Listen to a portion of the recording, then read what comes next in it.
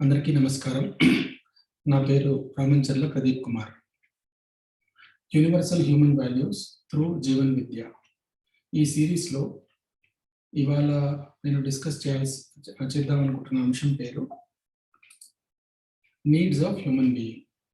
అంటే మనిషికి ఉన్న అవసరాలు, ఏమేమి అవసరాలు ఉన్నాయి, తర్వాత అవి ఎలా తీరుతాయి, సో దాని గురించి మనం చర్చించుకుందాం. అదే మనిషికి ఉన్న ఇంపార్టెంట్ అవసరం ఇప్పుడు ఏంటి అని ఆలోచిస్తే ఇంపార్టెంట్ అంశం ఏం కావాలి అని అంటే హ్యాపీనెస్ అనేది కావాలి. That is one important thing. దానికోసం ఏం కావాలి అంటే ఫెసిలిటీస్ కావాలి. దానికోసం ఏం కావాలంటే డబ్బు కావాలనుకుంటున్నాం. సో జనరల్గా డబ్బు అనేది చాలా ముఖ్యమైన అంశం అయిపోయింది మన లైఫ్లో. సో ఇప్పుడు ఎంత డబ్బు కావాలి అని అడిగి చూద్దాం ఎవరినన్నా. సో మనకి సూటిగా ఇంత కావాలన్న సమాధానం రాదు. ఫర్ ఎగ్జాంపుల్, ఒక 20 years చదువుకున్న స్టూడెంట్, గ్రాడ్యుయేట్ అవుతున్న స్టూడెంట్కి నీకు ఎంత జీతం కావాలని అడగండి, ఆన్సర్ రావట్లేదు. కరెక్ట్ అయిన ఆన్సర్ ఇంత కావాలని రావట్లేదు. సో ఫర్ ఎగ్జాంపుల్, వాళ్ళు ఏదో ఒక నెంబర్ చెప్పారు, 50,000 60,000 నెంబర్ చెప్పారు పర్ మంత్ శాలరీ. సో వాళ్ళకి జాబ్ వచ్చేసింది. సో జాబ్ వచ్చిన తర్వాత జాబ్లో జాయిన్ అయిపోయారు. జాయిన్ అయిన తర్వాత 50,000 పర్ మంత్ శాలరీ వస్తుంది. 1 year అయిపోయింది. 1 year అయిన తర్వాత అదే శాలరీ కంటిన్యూ అవ్వాలా, లేకపోతే ఇంక్రిమెంట్ కావాలా అంటే ఇంక్రిమెంట్ కావాలని నాకు చెప్తారు. ఎంత ఇంక్రిమెంట్ కావాలి? సో ఒక ఎగ్జాంపుల్ ఉదాహరణ తీసుకొని చెప్తున్నాను.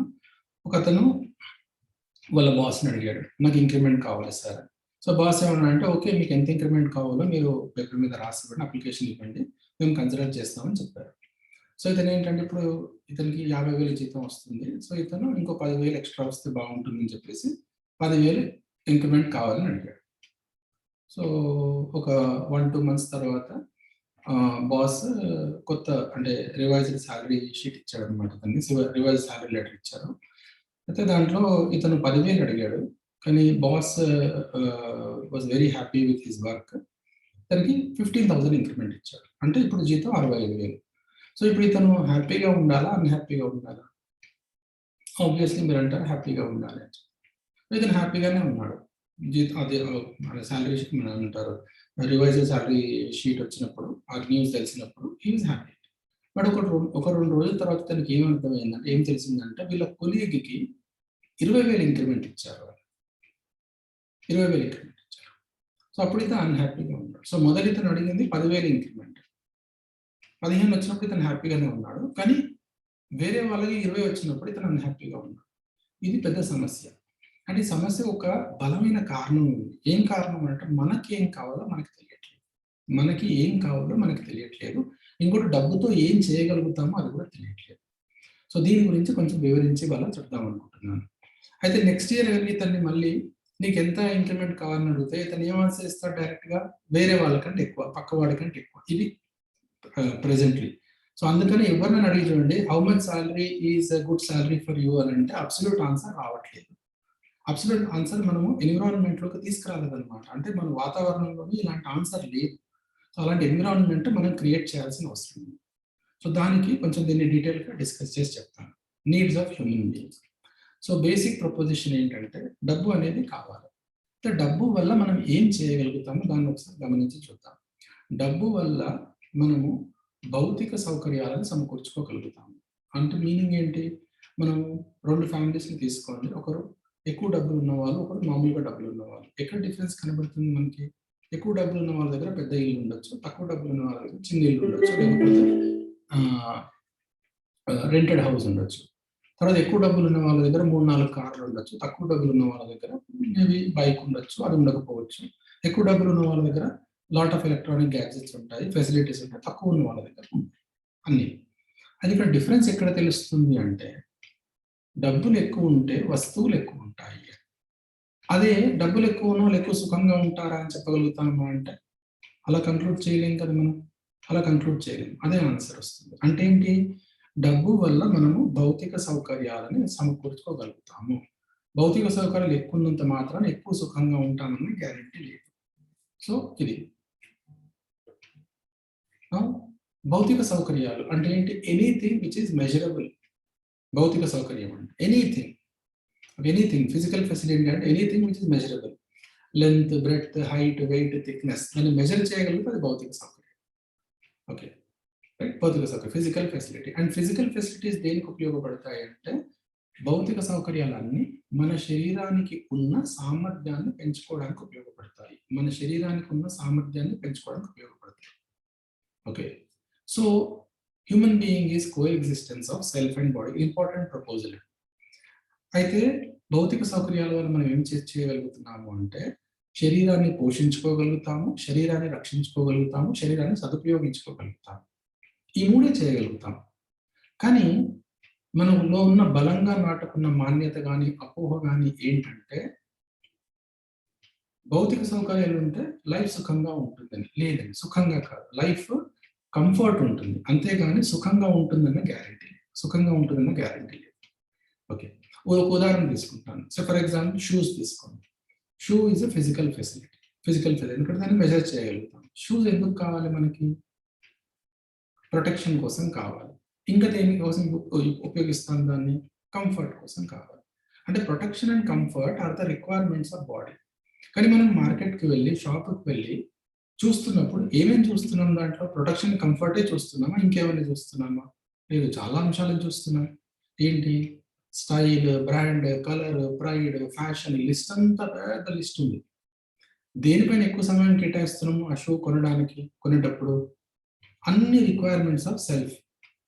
ఏంటి? స్టైల్, బ్రాండ్, కలర్, ఇవన్నీ రిక్వైర్మెంట్ ఆఫ్ సెల్ఫ్. అంటే ఏంటి ఇక్కడ జరుగుతున్న మిస్టేక్ ఏంటంటే, సెల్ఫ్‌కి కావాల్సినవన్నీ మనము బాడీకి సంబంధించిన రిక్వైర్మెంట్స్ ద్వారా తీర్చుకోవాలని ట్రై చేస్తున్నాం. అది ఎప్పటికీ సాధ్యం కాని పని. అంటే భౌతిక సౌకర్యాల వల్ల మనకి మొమెంటరీ హ్యాపీనెస్సే వస్తుంది కానీ, మనకి కంటిన్యూయస్ హ్యాపీనెస్ మాత్రం రాదు.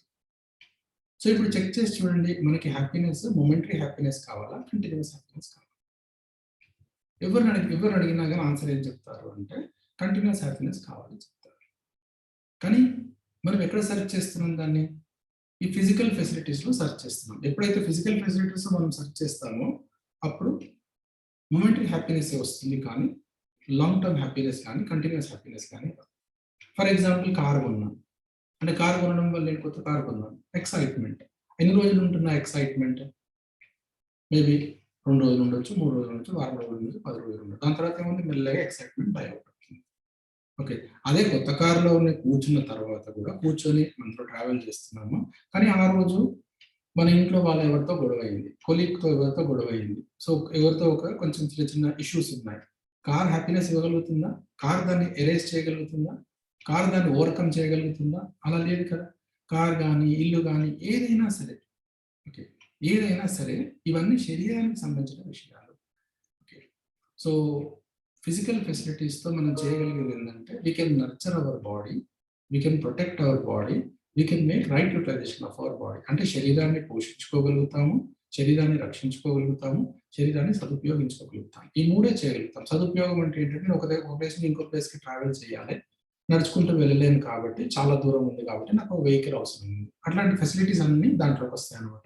Protection, clothes for protection, shelter for protection, ఇట్లాంటివన్నీ ప్రొటెక్షన్ కిందకి వస్తాయి. నర్చరింగ్ అంటే మన శరీరానికి ఆరోగ్యంగా ఉండడానికి కావాల్సినవన్నీ నర్చరింగ్‌లోకి వస్తాయి. అంటే పోషణ, రక్షణ, సదుపయోగం ఈ 3 డెఫినిట్‌గా తీరుతాయన్నమాట. తీర్చుకోగలుగుతాం. దేని ద్వారా? భౌతిక సౌకర్యాల ద్వారా. కానీ భౌతిక సౌకర్యాల ద్వారా సుఖం వస్తుంది అనేది మాత్రం పెద్ద అపోహ. ఎందుకంటే మనకు సుఖం కావాల్సింది, ఎలాంటి సుఖం కావాలంటే కంటిన్యూయస్ హ్యాపీనెస్ అనేది మనిషి యొక్క రిక్వైర్మెంట్. ఇది యూనివర్సల్ రిక్వైర్మెంట్. ఎక్కడన్నా చెక్ చేసి చూడండి. ఈ రిక్వైర్మెంట్ ఎలా అంటే కాలంతో గాని, ప్రదేశంతో గాని, వ్యక్తులతో గాని మారని రిక్వైర్మెంట్. ఇది యూనివర్సల్ రిక్వైర్మెంట్. మనం ఏం చేస్తున్నామంటే కంటిన్యూయస్ హ్యాపీనెస్‌ని భౌతిక సౌకర్యాల్లో వెతుకుతున్నాం. అందుకనే చాలా చాలా టైం వేస్ట్ అవుతుంది మనకి. చాలా టైం వేస్ట్ అవుతుంది. ఓకే. అయితే ఇప్పుడు భౌతిక సౌకర్యాలు వద్దా అంటే లేదు, మనకు కావాలి. అయితే ఎలా అంటే ఎంత కావాలి? ఓకే. దాని మెజర్ ఏంటి అనేది. దాని గురించి సమృద్ధి అనే ఒక అంశాన్ని డిస్కస్ చేస్తున్నాం ఇక్కడ.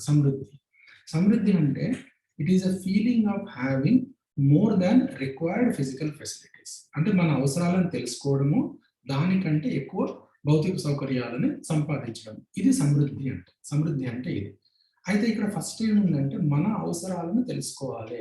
ఇప్పుడు ఏమైంది, ఒక పెద్ద ఫ్లా ఏంటంటే 20 సంవత్సరాలు చదువుకున్న తర్వాత కూడా మన అవసరాలు ఏంటో మనకు తెలియట్లేదు. మనకి ఏం కావాలంటే పక్క వాళ్ళ దగ్గర ఉన్నది కావాలి, వీళ్ళ దగ్గర ఉన్నది కావాలి, వాళ్ళ దగ్గర ఉన్నవి కావాలి, ఇలాంటివన్నీ అనుకుంటున్నాం అనమాట. That is the problem. ఎప్పుడైతే ఇందులో యాక్చువల్లీ ఈ సెంటెన్స్ లో 2 స్టేట్మెంట్స్ ఉన్నాయి. ఒకటి ఏంటంటే identification of requirements, second statement ఏంటంటే having more. Okay, so identification of requirement with right understanding. What is right understanding? Right understanding అంటే శరీరం యొక్క అవసరాలు వేరు, సెల్ఫ్ యొక్క అవసరాలు వేరు. ఇది రైట్, ఈ డిస్టింక్షన్ మనం చేయగలిగితే ఇది రైట్ అండర్స్టాండింగ్. ఇది చాలా చాలా ఇంపార్టెంట్, ఇది కావాలన్నమాట. దీని గురించి మళ్ళీ ఇంకా డీటెయిల్ గా వేరే టాపిక్ వేరే టైంలో మాట్లాడతాను. But let us continue. So say for example, identify our requirement, then after that having more than our requirement. Having more than our requirement. ఒక ఉదాహరణ చెప్తాను. Say I'm 5 feet 10 inches tall.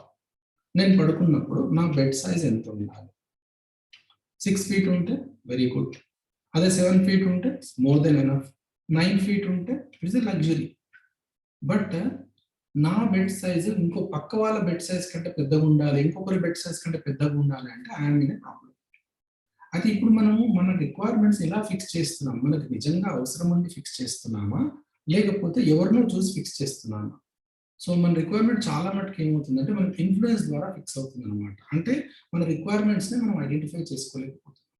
ఎప్పుడైతే మన రిక్వైర్మెంట్ మనం identify చేయలేకపోతున్నామో అప్పుడు ఎంత ఎక్కువ ఉంటే ఎక్కువ అనగలుగుతాం. That is the big problem. Okay, how much more is more, that is the big problem. అయితే ఎప్పుడైతే మన అవసరాలు మనం తెలుసుకోలేదో అప్పుడు ఎంత ఎక్కువ అనేది తెలియదు, ఎంత కావాలనేది తెలియదు. దాన్ని డిప్రైవేషన్ అంటారు. తెలుగులో దాన్ని దరిద్రం అంటారు. దరిద్రము, డిప్రైవేషన్ అంటారు. So lack of prosperity leads to deprivation, deprivation leads to exploitation. Exploitation అంటే ఏంటి? ఎక్స్‌ప్లాయిటేషన్ అంటే సే ఫర్ ఎగ్జాంపుల్, ఇక్కడ నేను తక్కువలో ఉండండి అని మాత్రం ఏమాత్రం చెప్పట్లేదండి. ఇప్పుడు సపోజ్ మీకు 5 కార్లు కావాలనుకోండి, 5 కార్లు కొనండి. 5 కార్లు కావాలంటే 5 కార్లు కొనుక్కోండి. బట్ 2 కండిషన్స్ ఉన్నాయి దాంట్లో. 2 కండిషన్. ఏంటి 2 కండిషన్? ఒక కండిషన్ నెంబర్ 1 ఏంటంటే మీకంటే ఎక్కువ ఉన్న వాళ్ళని చూసి ఏడవకండి. 6 కార్స్ ఎవరికన్నా ఉండొచ్చు, 7 ఉండొచ్చు, వాళ్ళని చూసి ఏడవద్దు. This is first condition. Second condition ఏంటంటే మనం 5 కార్లు వాడాలన్నమాట, ఉపయోగించుకోవాలి, యూజ్ చేయాలి. అది important. That is very very important. ఇప్పుడు ఏమైందంటే చాలా ఫెసిలిటీస్ మన దగ్గరకు వస్తున్నాయి, మనం సంపాదించుకుంటున్నాం, కానీ వాటిని ఉపయోగించట్లేదు. ఆ ఉపయోగించకుండా మన దగ్గర వస్తువులు ఉంటే దాన్ని ఎక్స్‌ప్లాయిటేషన్ అంటాం. Okay, so a country with 4.5% of world's population is using more than 35 to 40% of world's resources. This is very very important. అలా అని చెప్పేసి నేను ఏమంటాను, తక్కువలో ఉండండి అనట్లేదు. Okay, you buy facilities, but see whether it is really you will use them or not. That is one thing. అయితే prosperous person thinks of right utilization and nurturing the other person. A deprived person thinks of accumulation and exploiting the other person. So now my proposal number 3 here is human being is coexistence of self and body. Human being is coexistence of self and body. అయితే self కి కొన్ని requirements ఉన్నాయి, బాడీకి కొన్ని requirements ఉన్నాయి. What are the requirements of body? Nurturing, protection, right utilization. ఇవన్నీ అంటే భౌతిక సౌకర్యాల వల్ల మనం తీర్చుకోగలిగేది ఈ మూడే. శరీరాన్ని పోషించుకోగలుగుతాం, శరీరాన్ని రక్షించుకోగలుగుతాం, శరీరాన్ని సదుపయోగించుకోగలుగుతాం. సెల్ఫ్ కున్న రిక్వైర్మెంట్ ఏంటంటే to live in harmony. Self కున్న రిక్వైర్మెంట్ ఏంటంటే to be continuously happy continuously. Check చేసి చూడండి మీ దగ్గర. లేదు హ్యాపీనెస్ అన్‌హ్యాపీనెస్ 2 ఉంటాయి అంటే మీరు చెక్ చేయండి. మీరు బాధపడడానికి ఏదైనా చేసిన పని చెప్పండి. మన లైఫ్‌లో ఉండదు. మనం చేసిన తర్వాత బాధ కలగొచ్చు, కానీ బాధపడడానికి చేసిన పనులు ఏమి ఉండవు. Let us do some self-reflection on this one, needs of human being. Can we recognize these needs? అంటే ఏంటి? సెల్ఫ్ యొక్క నీడ్, బాడీ యొక్క నీడ్. ఓకే, సెల్ఫ్ యొక్క నీడ్ ఏంటి? Continuous happiness. బాడీ యొక్క నీడ్ ఏంటి? Physical facilities. మనకు కోరికలు ఎన్నన్నా ఉండొచ్చు. ఏ కోరిక అయినా సరే ఒక అవసరాన్ని తీరుస్తుంది. మనిషికి ఉన్న 2 అవసరాలు. ఒక అవసరం ఏంటి? బాడీ యొక్క అవసరం, ఇంకోటి సెల్ఫ్ యొక్క అవసరం. సో ఈ బాడీ యొక్క అవసరం, సెల్ఫ్ యొక్క అవసరం డిఫరెంటా లేకపోతే సేమా అంటే 2 డిఫరెంట్. ఫిజికల్ ఫెసిలిటీస్ అన్ని బాడీ యొక్క అవసరాలు, నాన్ ఫిజికల్ థింగ్స్ అన్ని సెల్ఫ్ యొక్క అవసరం. నాన్ ఫిజికల్ థింగ్స్ లో ఏమొస్తాయి? ఓకే, విశ్వాసము, సమ్మానము, కేర్, మమత, వాత్సల్యము, ఓకే, అఫెక్షన్, ఇట్లాంటివన్నీ సెల్ఫ్ యొక్క రిక్వైర్మెంట్స్ అన్నమాట. సో ఈ 2 requirements low priority between need of self, need of body అని చెక్ చేస్తే దేనికి ఎక్కువ ప్రయారిటీ ఇస్తున్నామో చెక్ చేయండి. ఓకే, తర్వాత మన ఇంట్లలో అన్‌హ్యాపీనెస్, దేనివల్ల ఉంది? భౌతిక సౌకర్యాలు తక్కువైనందువల్ల అన్‌హ్యాపీనెస్ ఎక్కువుందా? లేకపోతే మనిషికి మధ్య సంబంధాలు తక్కువై ఎక్కువ సమస్యలున్నాయా మనకి? అది చెక్ చేయండి. దాని గురించి ఇంకా డీటెయిల్‌గా వేరే సెషన్‌లో మాట్లాడతాను. In living what is our priority? How much time and effort is spent on right understanding and right feelings?